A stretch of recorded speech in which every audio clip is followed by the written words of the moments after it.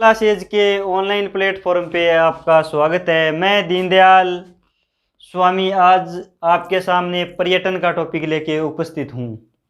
तो आज हम पढ़ेंगे पर्यटन।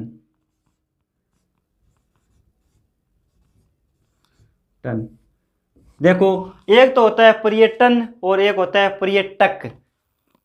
एक तो होता है पर्यटक और एक होता है पर्यटन स्थल। पर्यटन स्थल, ठीक है। एक तो होता है पर्यटक और एक होता है पर्यटन स्थल। पर्यटक तो वह होते हैं जो मनुष्य देखने के लिए आते हैं, वे पर्यटक होते हैं। और पर्यटन स्थल जो देखने योग्य स्थान है उनको पर्यटन स्थल कहा जाता है, ठीक है। इन दोनों वर्डों में आपको डिफरेंस समझ में आ गया, पर्यटक क्या होता है और पर्यटन क्या होता है, ठीक है। अब देखो, पर्यटन कहते किसे हैं? पर्यटन निर्धूम उद्योग कहा जाता है। पर्यटन को क्या कहा जाता है? निर्धूम उद्योग कहा जाता है। पर्यटन को निर्धूम उद्योग कहा जाता है। निर्धूम उद्योग कहा जाता है।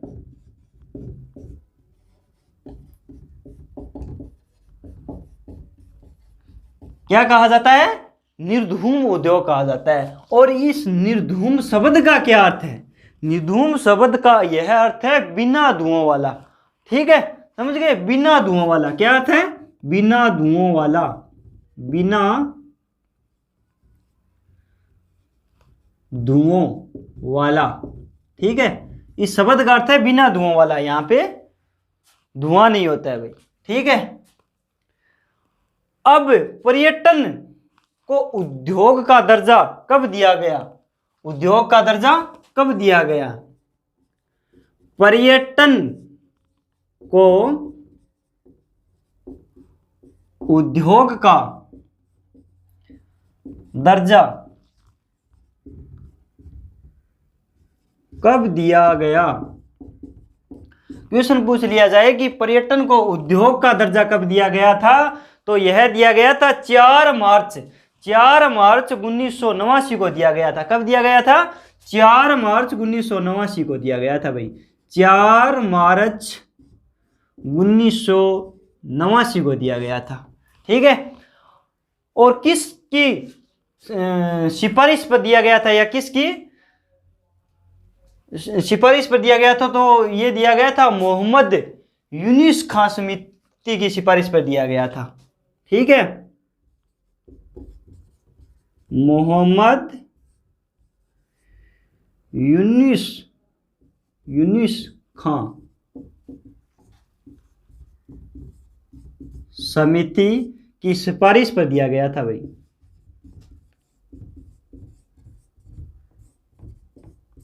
ठीक है।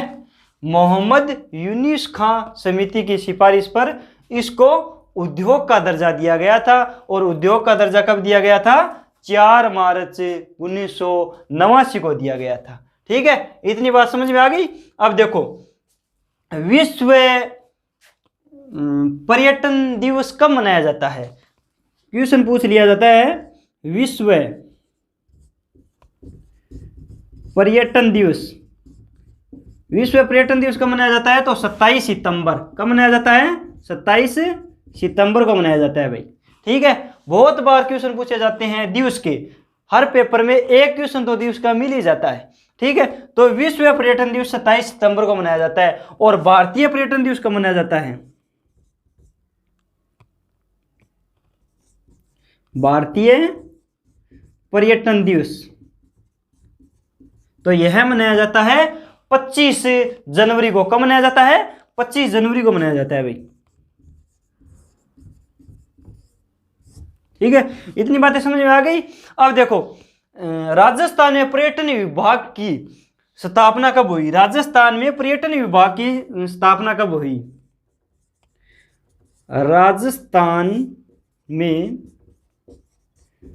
पर्यटन विभाग की स्थापना कब हुई? क्वेश्चन पूछ लिया जाए कि राजस्थान में पर्यटन विभाग की स्थापना कब हुई, तो वह हुई 1956 में। कब हुई थी? 1956 में हुई थी भाई। ठीक है, 1956 में राजस्थान में पर्यटन विभाग की स्थापना हुई थी। ठीक है, हाँ आगे देखो भाई।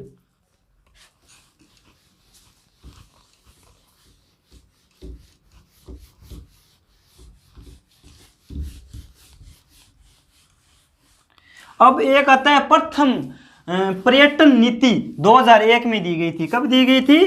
प्रथम पर्यटन नीति 2001 में दी गई थी। और राजस्थान में नवीनतम पर्यटन नीति कब दी गई थी? 2022 में दी गई थी भाई। ठीक है, अब देखो प्रथम पर्यटन नीति, प्रथम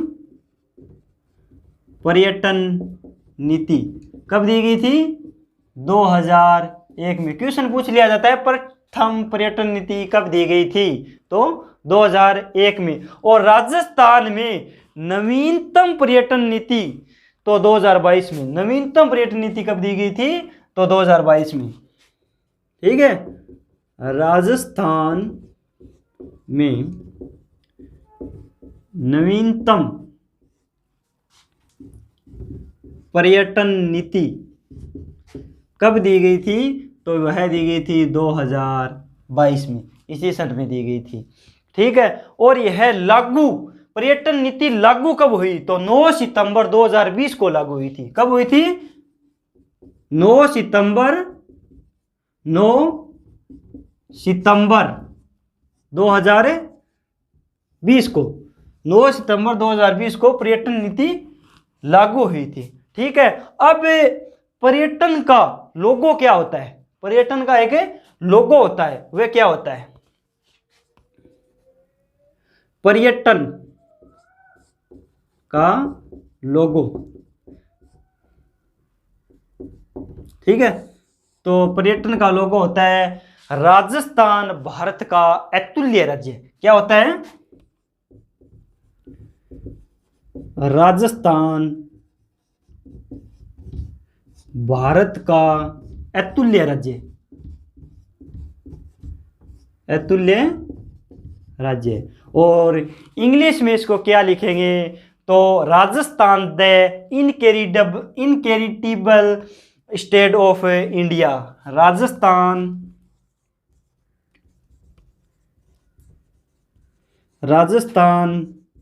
द इनकैरिटेबल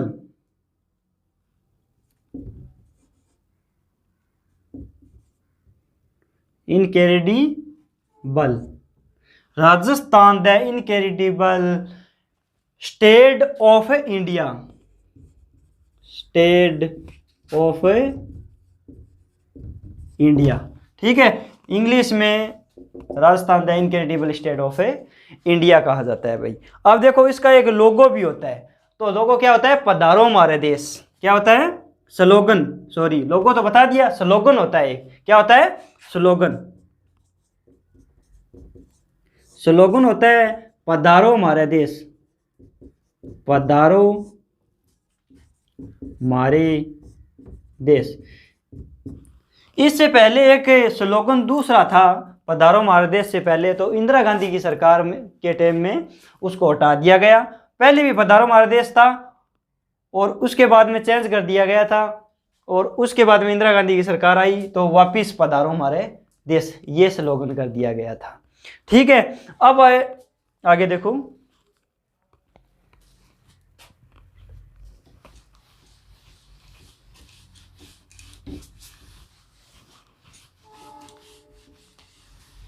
एक होता है tourism, tourism tourism tourism app का brand ambassador, brand ambassador. Tourism app का ब्रांड एम्बेसडर किसे बनाया गया था? तो बनाया गया था कृष्णा हाडा को टूरिज्म ऐप का ब्रांड एम्बेसडर बनाया गया था। ठीक है, ये कब बनाया गया था? तो 9 अप्रैल 2021 को बनाया गया था। कब बनाया गया था? 9 अप्रैल 2021 को बनाया गया था भाई। ठीक है, अब टूरिज्म नहीं, इको टूरिज्म,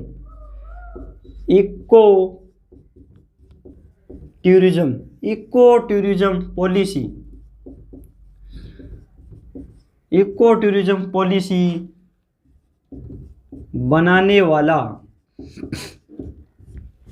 राजस्थान भारत का एकमात्र और प्रथम राज्य है। एकमात्र और प्रथम राज्य है। और यह कब बना? तो जुलाई 2021 को बना था। कब बना था?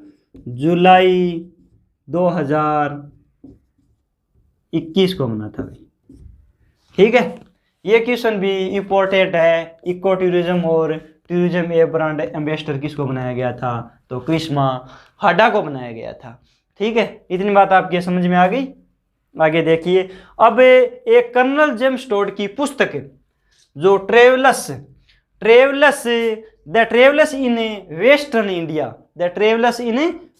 इंडिया में लिखा गया है कुछ, तो उसमें वह विदेशी पर्यटकों को राजस्थान की ओर आकर्षित करती है। वह पुस्तक विदेशी पर्यटकों को राजस्थान की ओर आकर्षित करती है। तो वह पुस्तक भी लिख लो भाई।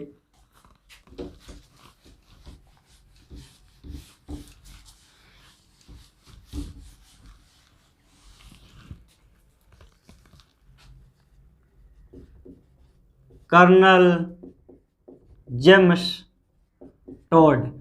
जेम्स टोड की पुस्तक और पुस्तक कौन सी थी? द ट्रेवलर्स द वेस्टर्न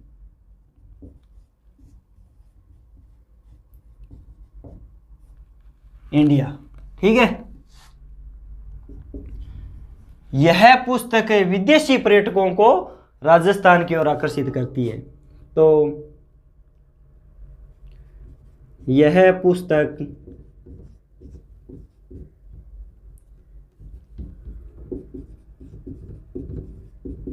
विदेशी पर्यटकों को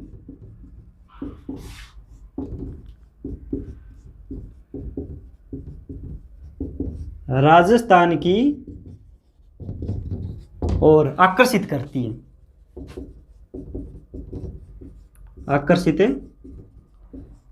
है। ठीक है, और अब देखो राजस्थान में सर्वाधिक पर्यटक कहाँ पे आते हैं? राजस्थान में सर्वाधिक पर्यटकों का आगमन कहाँ पे होता है? तो जयपुर में होता है। राजस्थान में सर्वाधिक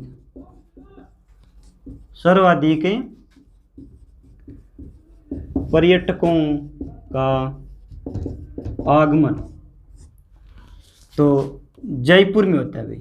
और जयपुर में कहाँ पे होता है? हवा महल में होता है। कहाँ पे होता है? हवा महल में सर्वाधिक पर्यटक आते हैं। और हवा महल कितना मंजिल है? तो 5 मंजिल है। कितना मंजिल है? 5 मंजिल हवा महल है। और वह एक मुकुट के समान उसकी आकृति है। और सबसे ज़्यादा पर्यटक इसी को देखने आते हैं। किसको? हवा महल। और वह महल कहाँ पे है? जयपुर में। तो यह भी एक बढ़िया क्वेश्चन बनता है भाई। ठीक है, और राजस्थान में सर्वाधिक विदेशी पर्यटकों का आगमन कहाँ पे होता है? राजस्थान में सर्वाधिक विदेशी पर्यटकों का आगमन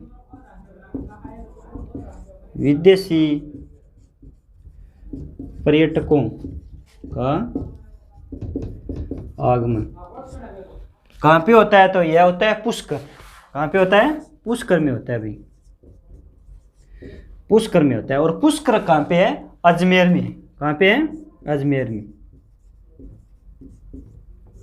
ठीक है। और पुष्कर में राजस्थान का रंगीन मेला भरता है। ठीक है, राजस्थान का रंगीन मेला,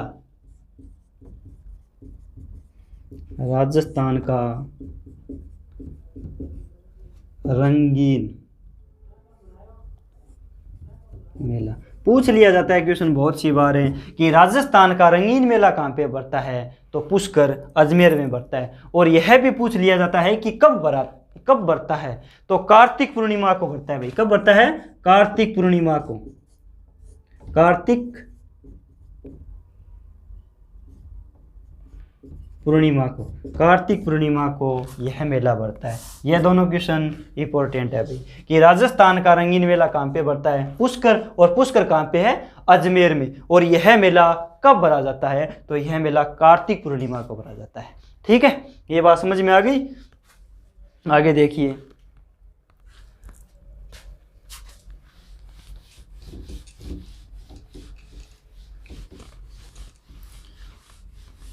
अब एक होता है RTDC।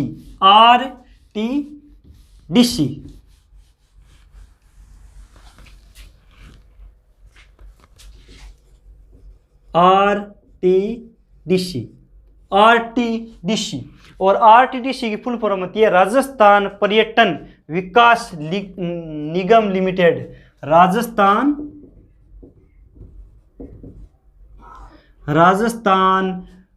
पर्यटन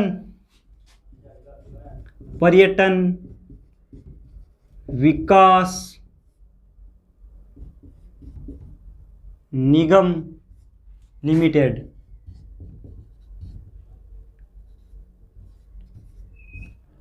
ठीक है, लिमिटेड यानी ये कंपनी है भाई, लिमिटेड। ठीक है, और इसकी स्थापना कब हुई थी? तो 1 अप्रैल 1979 को हुई थी। कब हुई थी? 1 अप्रैल 1979 की इसकी स्थापना हुई थी। ठीक है, पूछ लिया जाता है कि RTDC की स्थापना फुल फॉर्म क्या है? तो राजस्थान पर्यटन विकास निगम लिमिटेड। और इसकी स्थापना कब हुई थी? तो 1 अप्रैल 1979 को हुई थी। और इसका मुख्यालय कहाँ पे है? तो मुख्यालय इसका है जयपुर। कहाँ पे है? जयपुर। अब एक और आती है, रिटमान आती है। ठीक है,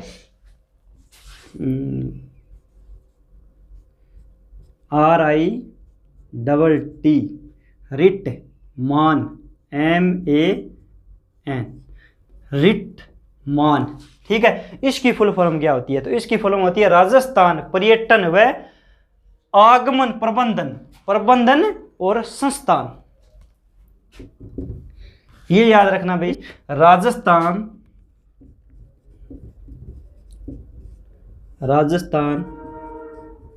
पर्यटन आगमन व प्रबंधन संस्थान। यह इसकी फुल फॉर्म है। ठीक है, रिटमान की फुल फॉर्म। ठीक है, राजस्थान पर्यटन आगमन व प्रबंधन संस्थान। और इसकी स्थापना कब हुई थी? तो 29 अक्टूबर 1996 को हुई थी। 29 अक्टूबर 1996 को हुई थी इसकी स्थापना। ठीक है, 29 अक्टूबर 1996 में हुई थी। और इसका भी मुख्यालय जयपुर ही है। मुख्यालय जयपुर।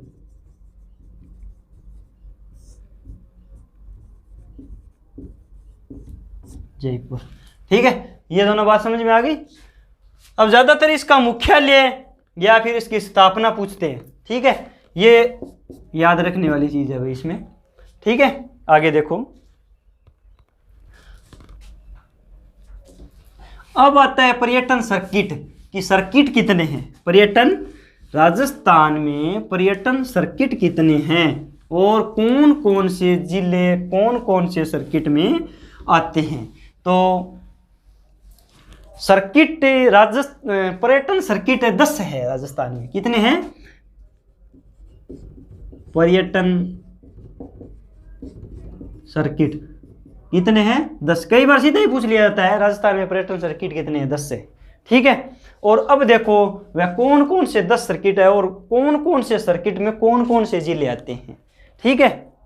तो देखिए पहला सर्किट है गोडवाड़ सर्किट। कौन सा है? गोडवाड़ सर्किट। गोडवाड़ सर्किट। और गोडवाड़ सर्किट में कौन कौन से जिले आते हैं वे देखिए, बाड़मेर, पाली, जालोर और सिरोही। बाड़मेर,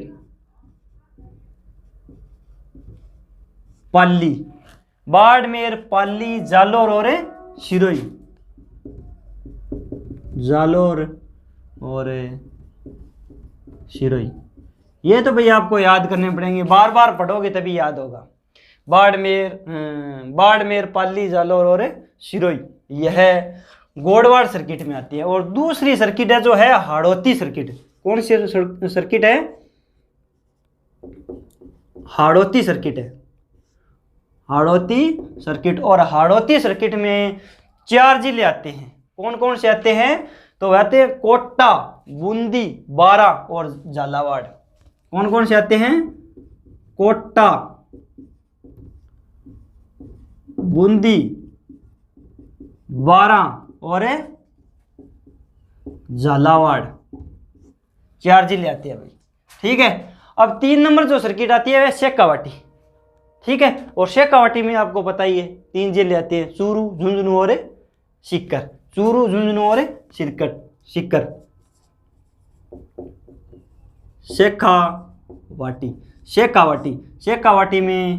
शेखावाटी सर्किट में 3 जिले आते हैं। कौन कौन सा आता है? एक तो चूरू, एक आता है झुंझुनू, ठीक है, और एक आता है सीकर। ये 3 जिले शेखावाटी सर्किट में आती हैं। और 4 नंबर जो सर्किट है वह है वागड़। कौन सी है? वागड़ सर्किट है भाई। वागड़ सर्किट के अंदर 2 जिले आते हैं, डूंगरपुर और बांसवाड़ा। डूंगरपुर और बांसवाड़ा।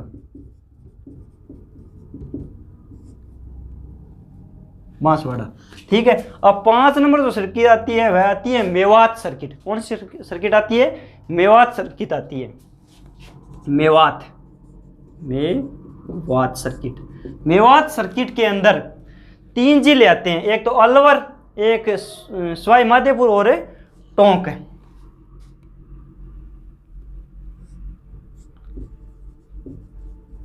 अलवर, सवाई माधोपुर और टोंक। यह 3 जिले आते हैं मेवात सर्किट में। ठीक है। अब देखो एक 6 नंबर सर्किट आती है तो ढूंढाड़ सर्किट आती है। कौन सी आती है? ढूंढाड़ सर्किट आती है।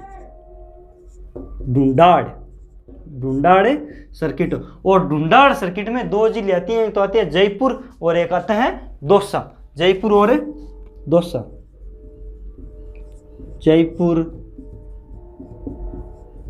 दौसा। ये 2 जिले आते हैं भाई। और 7 नंबर सर्किट आती है वह आती है मेरवाड़ा। कौन सी आती है? मेरवाड़ा आती है भाई। मेरवाड़ा सर्किट के अंदर 2 जिले आती है, एक तो आता है जयपुर और एक आता है एक आता है अजमेर और एक आता है नागौर। अजमेर और नागौर 2 जिले आते हैं। ठीक है। और अब आती है 8 नंबर सर्किट आती है वह आती है भरतपुर। कौन सी सर्किट आती है? भरतपुर सर्किट आती है। भरतपुर। और भरतपुर में एक तो सीधा याद रह जाएगा भरतपुर और पुर से एक रह जाएगा धौलपुर और एक है करौली। ठीक है। अब 8 सर्किट तो मैंने लिख दी और 2 सर्किट और अभी देखो 2 सर्किट और है वो देखो, ये लिख लेना भाई, ये बार बार पढ़ोगे तभी आपके याद रहेगी।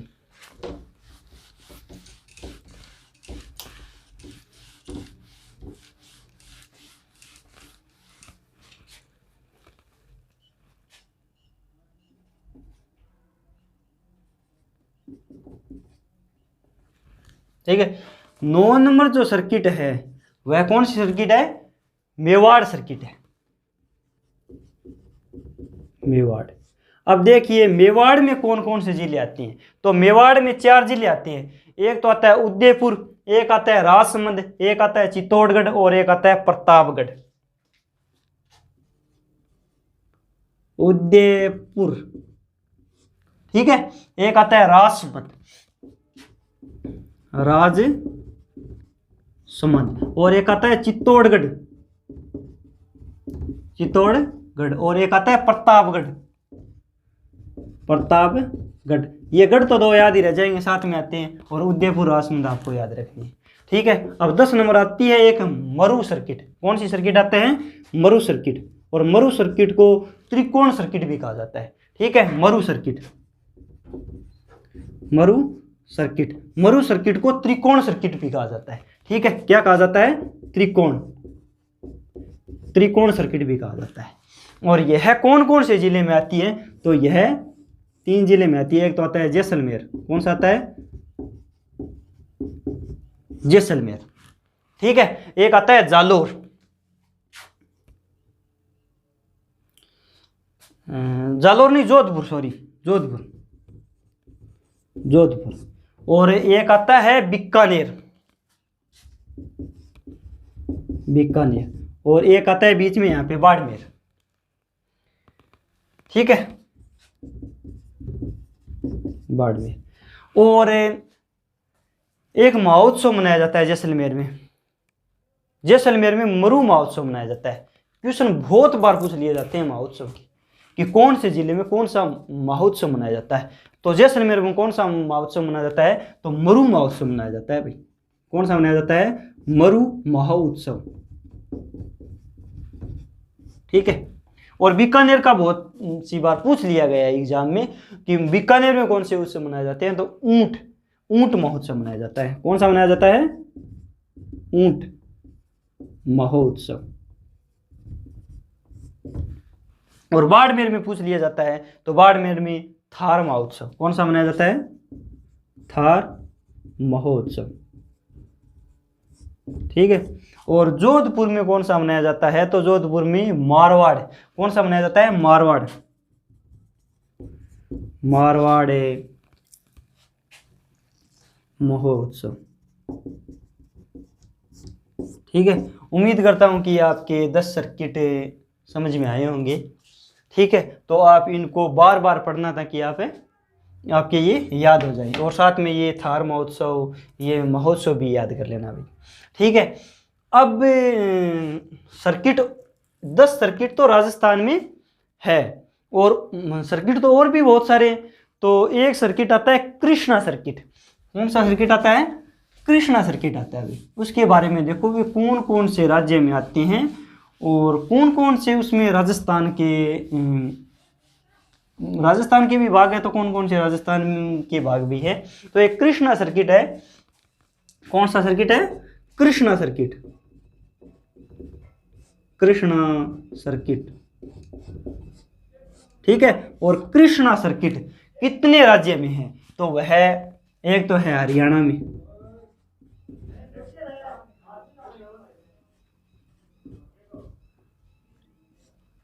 एक तो है हरियाणा में, और एक है पंजाब में,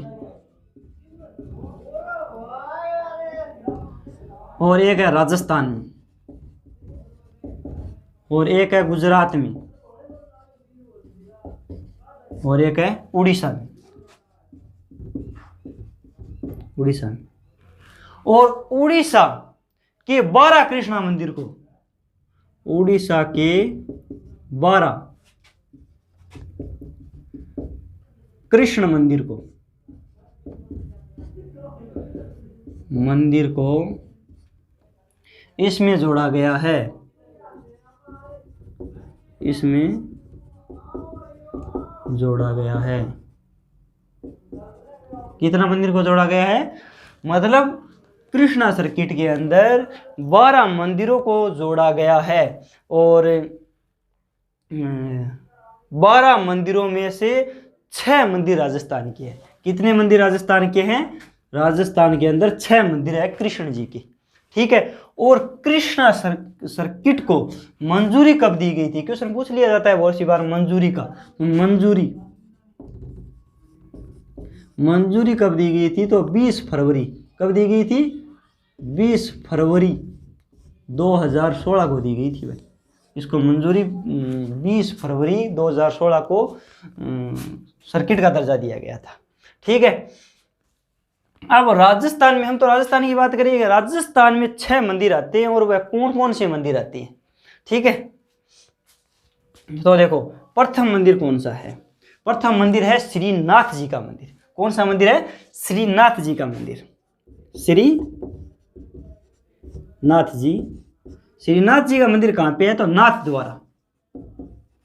नाथ द्वारा, नाथ द्वारा कहाँ पे है? तो यह है राजसमंद में। कहाँ पे है? राजसमंद में है भाई, ठीक है। और दूसरा जो मंदिर आता है वह आता है कनक वृंदावन मंदिर। कौन सा आता है? कनक वृंदावन मंदिर। कनक वृंदावन का मंदिर, तो यह मंदिर है जयपुर में। कहाँ पे है? जयपुर में, ठीक है। 2 मंदिर याद रह जाएंगे। और तीसरा मंदिर देखो गलता जी का मंदिर है भाई। कौन सा है? गलता जी। और गलता जी का मंदिर भी कहाँ पे है? जयपुर में।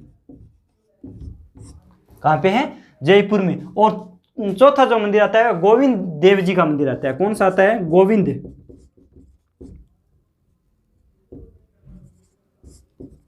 गोविंद देव जी का मंदिर। और गोविंद देव जी का भी मंदिर कहाँ पे है? तो वह है जयपुर में, ठीक है। और जो चौथा मंदिर आता है, 5वां मंदिर आता है वह चरण मंदिर आता है। कौन सा मंदिर आता है? चरण मंदिर। चरण मंदिर। और चरण मंदिर कहाँ पे है? तो चरण मंदिर है जयपुर में ही है, ठीक है। ये भी जयपुर में है भाई, ठीक है। अब देखो 5वां मंदिर कौन सा है? 6ठा मंदिर कौन सा है? एक मंदिर रह गया, 5 तो बता दिया। 6ठा मंदिर कौन सा है? ये 6ठा मंदिर है खाटू श्याम का मंदिर। खाटू श्याम जी का मंदिर। तो यह मंदिर सीकर में है, सीकर। अब खाटू श्याम जी का मंदिर, खाटू श्याम से कृष्ण जी हो गया, ठीक है। तो कृष्ण जी का मंदिर सीकर में है, पर इस मंदिर के अंदर पूछ लिया जाता है कि मूर्ति किसकी रखी गई है? तो किसकी रखी गई है? बर्बरिक की रखी गई है भाई। किसकी रखी गई है?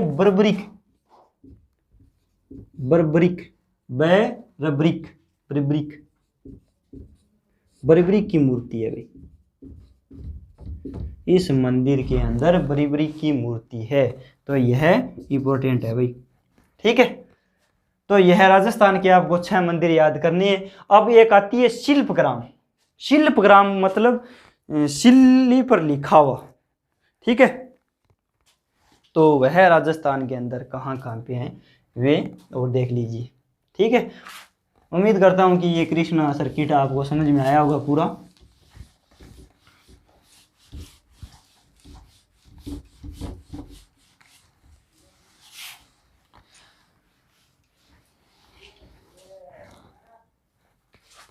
अब आता है एक शिल्पग्राम। और प्रथम शिल्पग्राम कहाँ पे था? तो हवाला गांव।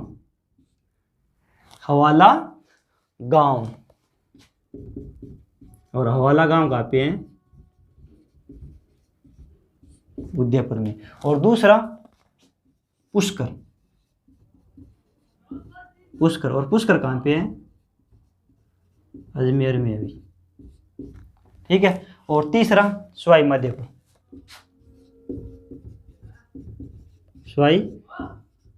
माधोपुर, ठीक है। ये 3 शिल्पग्राम है यहाँ पे, ठीक है। अब एक इंपॉर्टेंट क्वेश्चन आता है भाई, वेरी वेरी इंपॉर्टेंट क्वेश्चन आता है हाथी गांव का। कौन सा आता है? हाथी गांव का। हाथी गांव, हाथी गांव को कुंडा गांव भी कहा जाता है। क्या कहा जाता है? कुंडा गांव, कुंडा गांव भी कहा जाता है। और इस गांव का निर्माण हाथियों को दिखाने के लिए, राजस्थान में पर्यटकों का आगमन हाथी गांव में करवाने के लिए, मतलब दिखाने के लिए, ठीक है। तो हाथी गांव को कुंडा गांव भी कहा जाता है, ठीक है।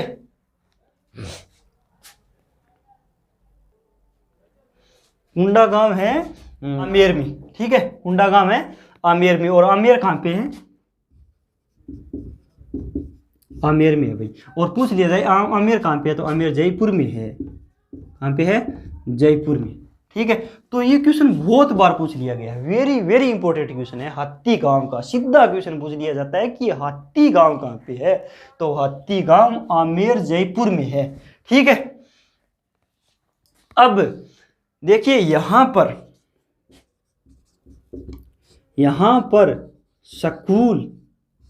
स्कूल ऑफ कालबेलिया डांस की स्थापना की गई थी। यहां पर स्कूल ऑफ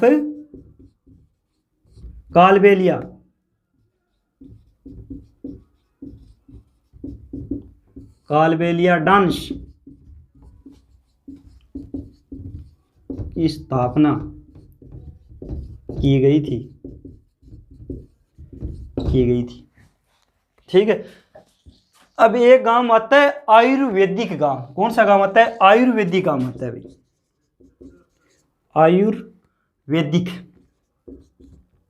आयुर्वेदिक गांव आता है। कौन सा गांव आता है? आयुर्वेदिक गांव। और आयुर्वेदिक गांव कहाँ पे है? कैलाशपुर। और कैलाशपुर कहाँ पे है? उदयपुर में। यह गांव कहाँ पे है? कैलाशपुर। और कैलाशपुर कहाँ पे है? उदयपुर में, उदयपुर। यह भी क्वेश्चन इंपॉर्टेंट है भाई, कि सीधा क्वेश्चन पूछ लिया जाता है कि आयुर्वेदिक गांव कहाँ पे है, तो यह है कैलाशपुर। और कैलाशपुर कहाँ पे है? तो कैलाशपुर है उदयपुर में, ठीक है।